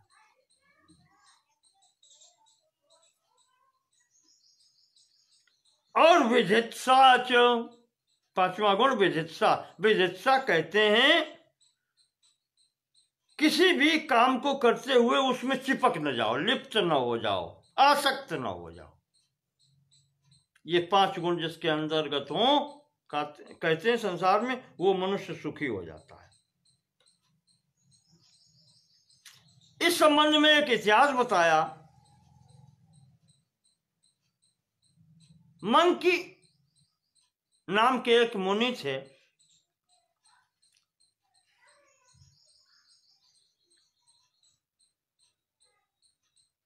उन्होंने अपना अनुभव दिया था। गृहस्थ जीवन में से बहुत प्रयास किया धन मिल जाए, पर धन जब भी आता भी तो नष्ट हो जाता। अंत में जब कोई गति नहीं रही तो उन्होंने क्या किया कि लाओ कुछ खेती की जाए। थोड़ा धन रह गया तो कुछ पैसा इकट्ठा करके हल चलाने के लिए 2 बछड़े लाए, बैल। तो किसान व्यक्ति और जानते हैं, और हम लोग जानते हैं कि जब नया बछड़ा लाते हैं तो उसको एक साथ में बांध करके, जोड़ करके और चलना सिखाया जाता है, ट्रेनिंग दी जाती है। मंकी जी यही कर रहे थे। लाए, उनको बांध करके एक साथ लेकर के चलने में, क्योंकि हल में साथ में चलना होगा। नए बछड़े थे तो उनको वो सिखा रहे थे। ऐसी स्थिति में एक बार हुआ कि दोनों बछड़े जो बंधे थे एक जुए में, वो लेकर के भाग खड़े हुए, और भागते भागते उन्होंने रास्ते में नहीं देख पाया, एक ऊंट बैठा था। तो दोनों बछड़े देख के और भागे।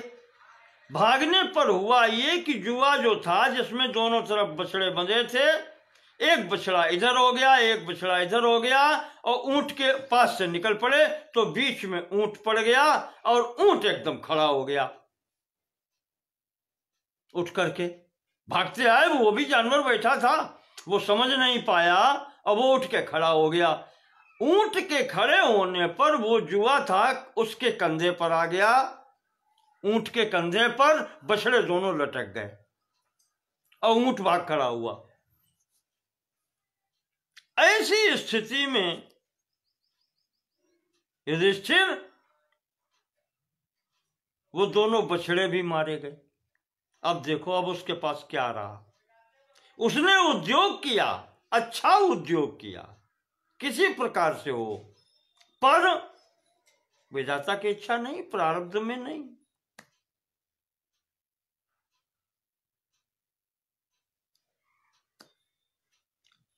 तो जब उसने, मंकी ने ये देखा कि जो अंतिम प्रयास था मेरा वो भी विफल हो गया,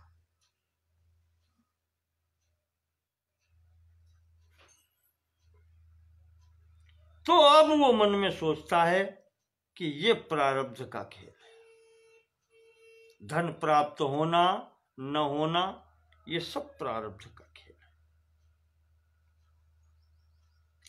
तो तब उसने दिया है अपना निर्णय कि तस्मान निर्वेद एवेह, इसलिए वैराग्य रखना चाहिए, वैराग्य करना चाहिए। जब ऐसी स्थिति बन जाए और धन प्राप्त न हो, प्रयास करने पर भी प्राप्त न हो, तो अब प्रारब्ध को समझ करके शांत हो जाना चाहिए, वैराग्य हो ही जाना चाहिए।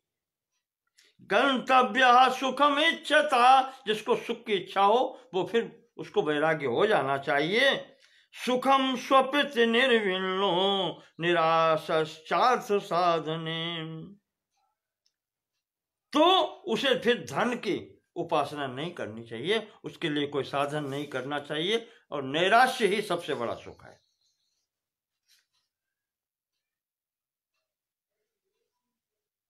न पूर्वे न परे जातु कामानामंतमाप्नुवन,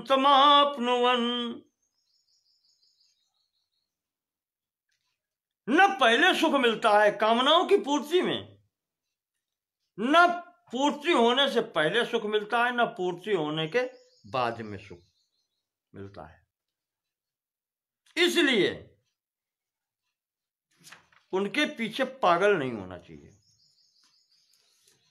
और मन की यहां पर बहुत सा वही पश्चाताप करते हैं और सोचते हैं कि आज से मैं ऐसा कोई काम नहीं करूंगा। सब परित्याग कर रहा हूं मैं, चाहे कोई मेरे लिए गाली बके, क्षमिष्ये क्षिपमाणानाम, जो मुझे पर आक्षेप करेंगे मैं उनको भी क्षमा करूंगा, इस संसार में उलझूंगा ही नहीं। न हिंसिष्ये विहिंसता, कोई मेरे लिए हिंसा करे, मारे पीटे, का मैं उसका भी उत्तर नहीं दूंगा। न हिंसिष्ये,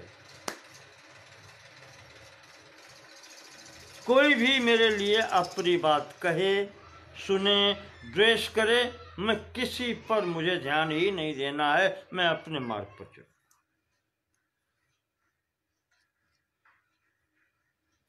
तृप्तः स्वस्थेन्द्रियो नित्यम, मैं तृप्त होकर के स्वस्थ रहूंगा। स्वस्थ, अपने में स्थिर रहना, किसी से बंधना नहीं, स्वस्थ वही होता है।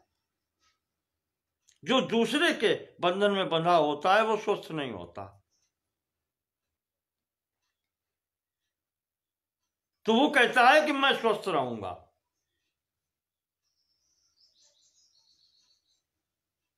यथा लब्धेन वर्तयन, यथा लब्ध, जो अनायास बिना परिश्रम किए प्राप्त हो जाए उसी में संतोष रखूंगा, उसी का उपभोग करूंगा। न सकामम करिष्यामि, कोई कामना लेकर के कार्य नहीं करूंगा।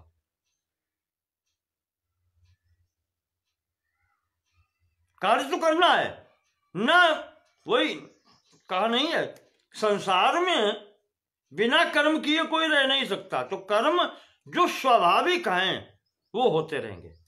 सकाम नहीं करूंगा कि ये काम कर लूं तो धन मिल जाए, नहीं, नहीं करूंगा मैं।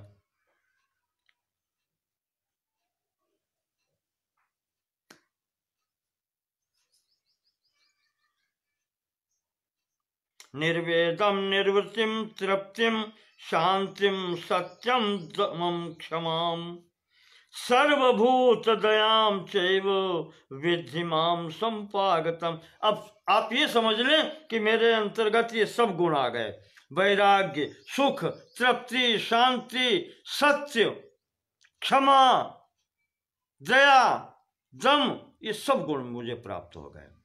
बस अब मुझे कुछ नहीं चाहिए।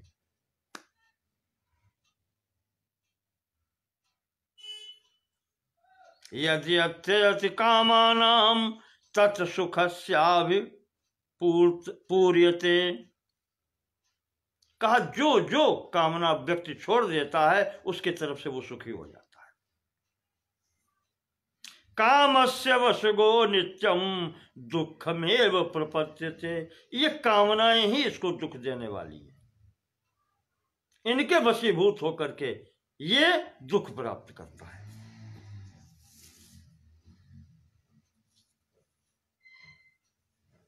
और इस कामना के वशीभूत होकर के उसके अंतर्गत ये तीन चीजें, एक तो दुख की प्राप्ति होती है, दूसरे निर्लज्ज हो जाता है, फिर अपनी कामना पूर्ति के स्तर में संसार के लोग क्या कहेंगे या उसका मूल्यांकन कैसे किया जाएगा वो ये भी भूल जाता है। और असंतोष, संतोष नहीं होता कामना पूर्ति में, कभी भी संतोष होता ही नहीं। ये तीन दुर्गुण तो उत्पन्न हो ही जाते हैं और सदैव बने रहते हैं। इस तरीके से उन्होंने विचार करके और संपूर्ण का त्याग कर दिया। यहां भी तय त्याग की ही महत्ता है। जो व्यक्ति हृदय से त्याग करता है, अंतर से त्याग करता है, उसको ही सुख मिलता है। भीष्म जी कहते हैं कि ऐसी ही उद्गार जनक जी ने प्रकट किए थे जब उन्होंने कहा था कि अनंतमिव में वित्तम यस्य में नास्ति किंचन,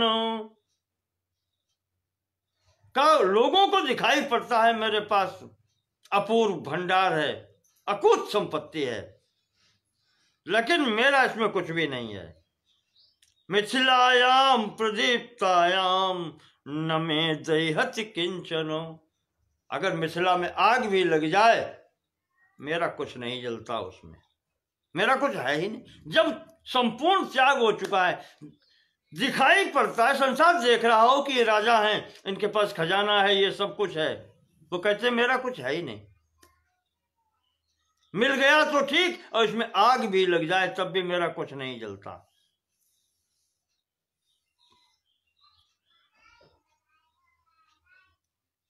इस प्रकार से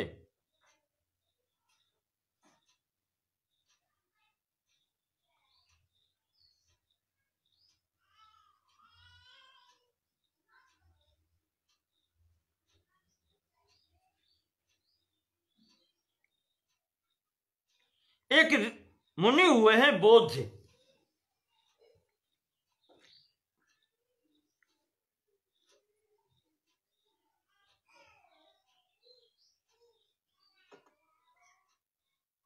उनको या उन्होंने अपना अनुभव राजा ययाति को बतलाया है कि राजन, पहली बात तो मैं किसी को उपदेश नहीं देता, सबको अपने अनुभव से सीखना चाहिए। बोध ऋषि ने कहा कि राजन मैं उपदेश नहीं देता किसी को। उपदेशेन वर्तामि नानुशास्मीह कंचन, न अनुशास्मी कंचन, किसी को मैं अनुशासन नहीं करता, मैं किसी को शिक्षा नहीं देता, बल्कि उपदेशेन वर्तामि, जो दूसरे बताते हैं अनुभव, मैं अपना आचरण उस तरीके से करता हूं।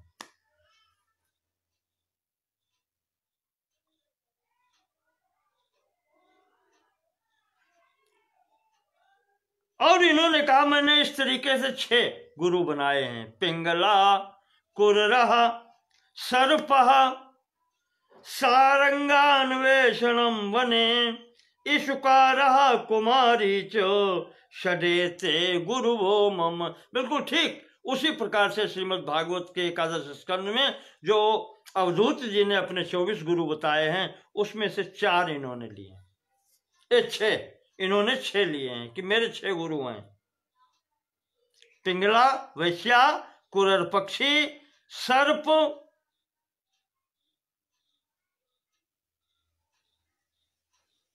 और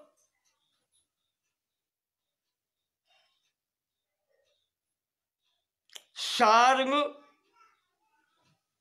सारंगान्वेषणम वने, सारंग को खोजने वाला, बाण बनाने वाला, कुमारी कन्या, ये 6 गुरु हैं मेरे।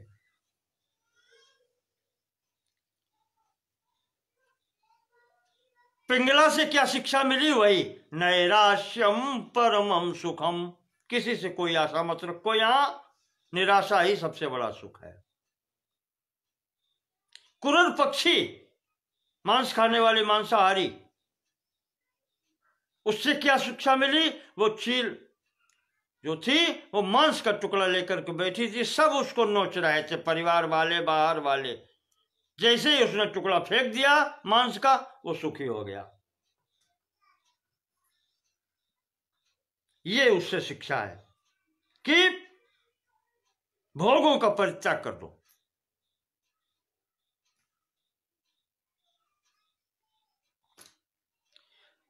सर्प से क्या शिक्षा ली? कहा अपने लिए मकान भी बनाने की जरूरत नहीं, घर बनाने की जरूरत नहीं है, जो बना मिल जाए वहीं रह लो, कोई खटपट की जरूरत नहीं।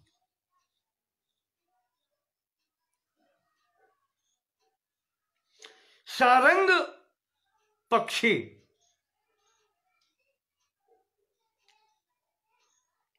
पपीहा, पपीहा पक्षी, कहा वो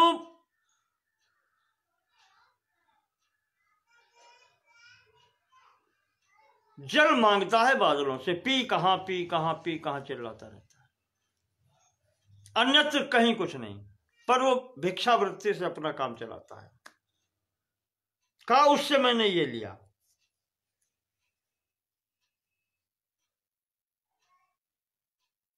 किसी से द्रोह नहीं है, किसी से झगड़ना नहीं, मांग लिया, मिल गया तो ठीक, ना मिल गया तो ठीक। फिर बाण बनाने वाला, बाण बनाने वाले की वो थी कि वो अपने बाण के नोक पर धार रख रहा था, शान मशीन चल रही थी, राजा और उसकी सेना पूरी निकल गई सामने से, वो जान ही नहीं पाया। कहा इस तरीके से एकाग्रता होनी चाहिए।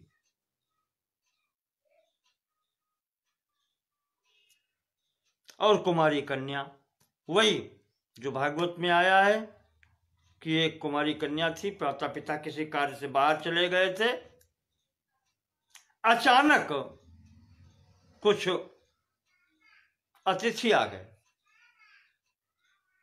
और कहते ये हैं कि वो उस कन्या को वरण करने के लिए, देखने के लिए आए थे।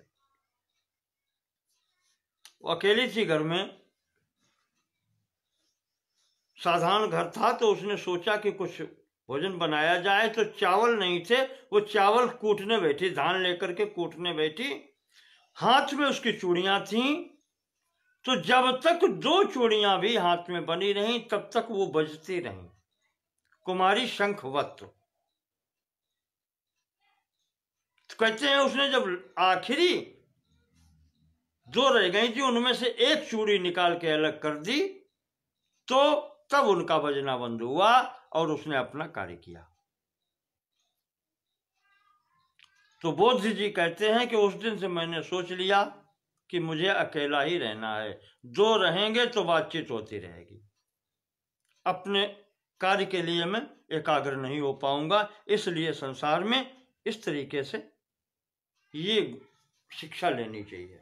बोध जी कह रहे हैं मैं किसी को उपदेश नहीं देता, मैं उपदेश लेता हूं, बस उसी के अनुसार अपना आचरण करता हूं।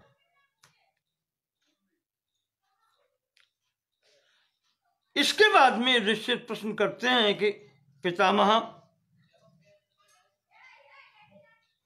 वो आचरण किस प्रकार से होता है जिससे मनुष्य को शोक प्राप्त नहीं होता, जीवन को शोक रहित बनाने के लिए किस प्रकार का आचरण करे?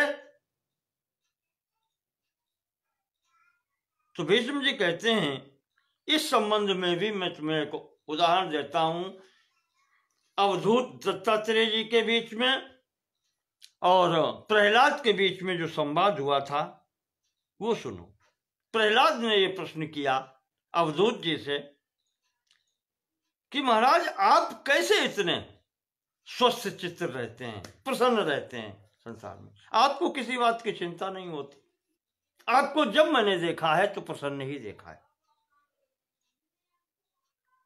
तो व्यक्ति क्या करे, कैसे सुखी रहे? आपके पास कौन सा ज्ञान है जो आपका जीवन ऐसा बन गया? वो हमें भी बताएं महाराज, हम भी यही चाहते हैं। तो अवधूत जी ने कहा कि राजन प्रहलाद, उन्होंने अपनी वृत्ति बताई कि इस दुनिया में ये समस्त स्थितियों को देखते हुए मैं लाभ देख करके खुश नहीं होता, प्रसन्न नहीं होता, और हानि देखकर दुखी नहीं होता।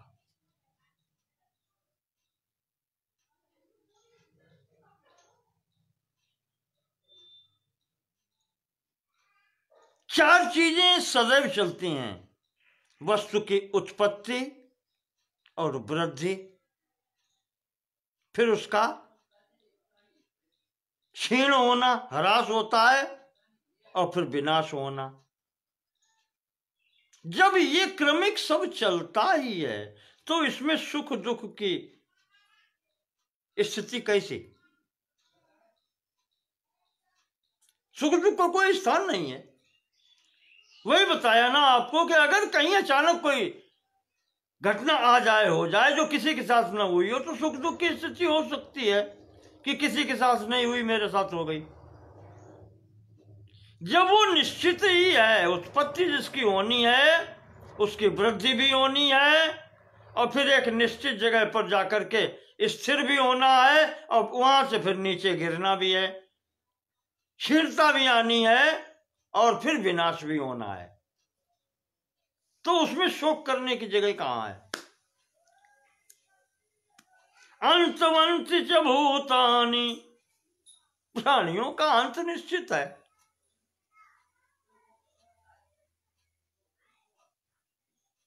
गुणयुक्तानि पश्यतः, 3 गुणों से युक्त है हर वस्तु, सतोगुण, रजोगुण, तमोगुण। इन 3 गुणों से अतिरिक्त व्यवहार कहीं मिलता ही नहीं है। उत्पत्ति निधनज्ञस्य किम कार्यम अवशिष्यते। तो उत्पत्ति भी जो जानता है और ये भी जानता है कि नष्ट कैसे होता है, तो उसके लिए यहां पर करना क्या रह जाता है?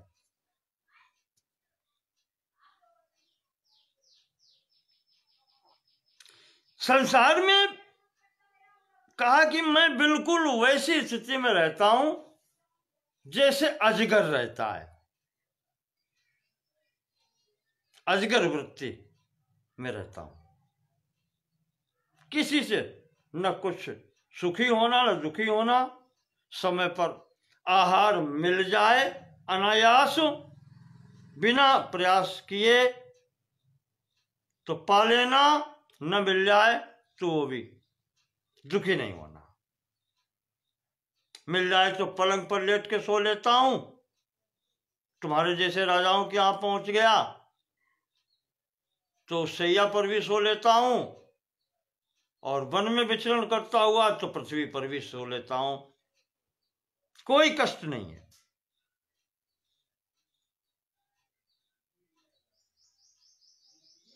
धर्मानुकूल कोई भोग्य वस्तु प्राप्त हो गई तो उससे द्वेष नहीं करता, नहीं प्राप्त हुई तो कभी इच्छा नहीं करता। अनियत शयनासन प्रकृत्या, मेरे बैठने का, सोने का कुछ भी निश्चित नहीं है, कोई निश्चित नहीं है। दम नियम व्रत सत्य शौच युक्त, दम का, नियम का, शौच का, पवित्रता का, इन सब का मैं पालन करता हूं। अपगत फल संचय प्रहष्टो, मेरे जो कर्म का फल था वो मैंने भोग रखा है, जो प्रारब्ध से लेकर मैं आया था, और मैं कोई नया ऐसा कर्म नहीं बनने देता जिसका कोई फल हो। अब आप सोचेंगे कि नया कर्म, जबकि कह दिया गया है नेहास्ति विफला क्रिया, किसी भी क्रिया का फल होता अवश्य है, क्रिया विफल नहीं होती। यहां अवधूत जी कहते हैं कि मैं ऐसा कोई कर्म नहीं करता जिसका फल हो। ये स्थिति होती है, ये अकर्म कहलाता है। ऐसा कार्य मत करो। वो कब होता है? जब वो कहते हैं कि जो भी भोग मेरे समक्ष आ जाएं, मैं उनको उसी भाव से भोग लेता हूं। सुख हो गया तो जिस भाव से सुख का भोग किया, उसी भाव से दुख का भी भोग कर लिया। तो इससे तो पिछला संचय जो प्रारब्ध का है, वो एक तो वो भोग हो जाता है, और इस आए हुए दुख को टालने के लिए अगर नवीन कार्य हम करते हैं तो उनका भी एक संचय हो जाता है। क्यों? क्योंकि वो टलेगा नहीं। अवश्यमेव भोक्तव्यम कृत कर्म शुभाशुभम। इस आधार पर प्रारब्ध भी है, और इसी आधार पर जो क्रियमाण है वर्तमान में हम कर रहे हैं वो भी फलदायक होगा। तो कोई भी कर्म बिना फल दिए नहीं जाता। फिर तो दुख हटाने के लिए जो विशेष प्रयास आपने किए हैं उसने फल बना दिया आगे के लिए भोगने के लिए। अन्यथा जिस भाव से सुख होगा उसी भाव से दुख भोग लेते तो प्रारब्ध का भोग हो जाता, और उसके विपरीत में हम कोई प्रतिक्रिया नहीं देते तो अगला कर्म नहीं होता। इसको कहते हैं कि मैं ऐसा कोई कर्म नहीं करता जो फल देने वाला हो। मेरे पूर्वकृत प्रारब्ध का फल भोग मैं करता हूं केवल।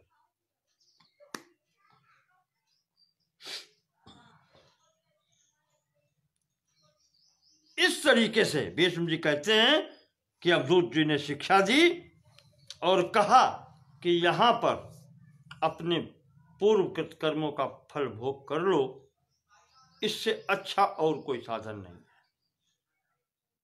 किसी को टालने का प्रयत्न मत करो, भोगना तो पड़ेगा। इस भाव से जो रहता है उसको सुख दुख की अनुभूति नहीं होती। और भीष्म ऋषि के पूछने पर भीष्म जी ने यह बताया कि मनुष्य के पास में 4 चीजें होती हैं, उसके बांधव, उसके स्वयं का किया हुआ कर्म, उसका धन और उसकी बुद्धि। 4 चीजें हैं, और चारों ऐसी चीजें हैं जो जीवन में सहायक होती हैं। तो इसमें से विशेष आश्रय किसका लेना चाहिए? तो भीष्म पितामह कहते हैं कि राजा युधिष्ठिर, चाहे बांधव हो, चाहे आपके कर्म हो या धन हो, ये सीमित सुख देने वाली वस्तुएं हैं। ये जो भी 4 में से 3 चीजें जो हैं, बांधव, कर्म और धन, ये सीमित सुख देने वाले हैं, और ये सब प्रारब्ध के अधीन है। तो बुद्धि का आश्रय लेना चाहिए। जो व्यक्ति बुद्धि का आश्रय लेता है, ये सब पीछे जो उदाहरण दिए हैं, इन सब के आश्रय अगर आप देखें, चाहे मंकी का हो, चाहे बौद्ध ऋषि का हो, और जो पिछले जो ब्राह्मण के उससे पुत्र की स्थितियां बताई, इनमें सब में उन व्यक्तियों ने बुद्धि का आश्रय लिया है और किसी का आश्रय नहीं। तो जो बुद्धि का आश्रय लेता है यहां पर, वही पार जाता है।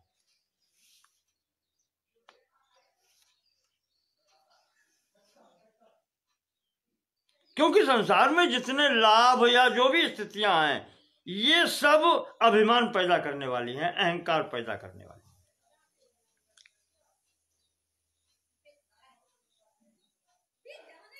तो इसलिए यहां पर सबका त्याग करके बुद्धि का आश्रय लेना चाहिए।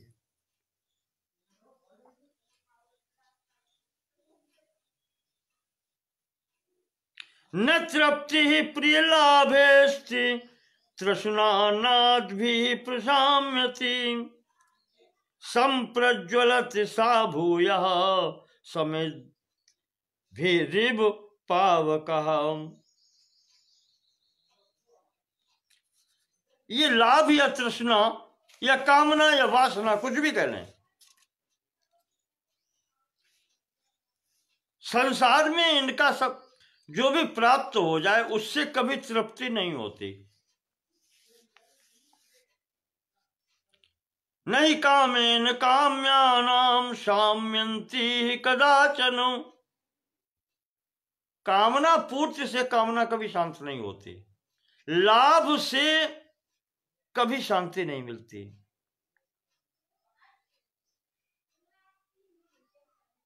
ये तो वही स्थिति बनती है जैसे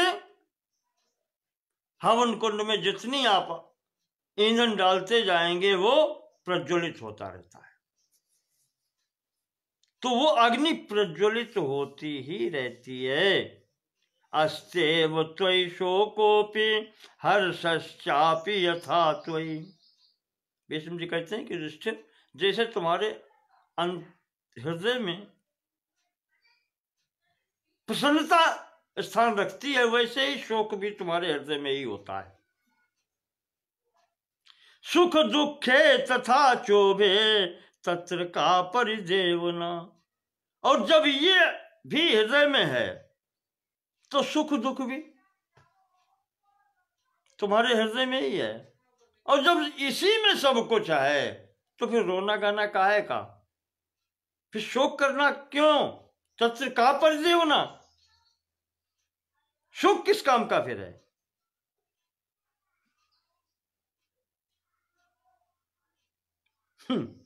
इतना अच्छा उदाहरण देते हैं कि न द्वितीयस्य शिरसच्छेदनम विद्यते क्वचित् न च पाणे तृतीयस्य यन्नास्ति न ततो भयम्। कहा किसी भी मनुष्य को दूसरे सिर कटने से कोई कष्ट नहीं होता। क्यों? दूसरा है ही नहीं।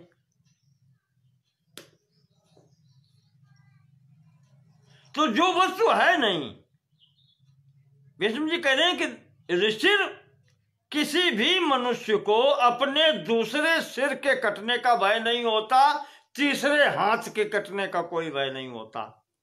क्यों नहीं होता? इसलिए नहीं होता कि न तो उसके पास दूसरा सिर है न उसके पास तीसरा हाथ है।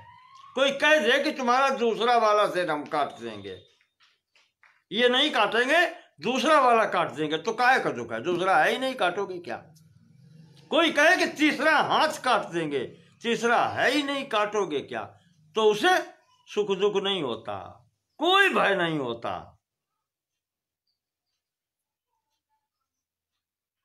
तो जो व्यक्ति विषयों का रस जानता ही नहीं है, जिसने उसका रस लिया ही नहीं है, उस भाव से, आसक्ति भाव से है ना, रस लिया ही नहीं है, तो उसका वो चला भी जाए तो उसको क्या फर्क पड़ता है? कोई फर्क नहीं पड़ता।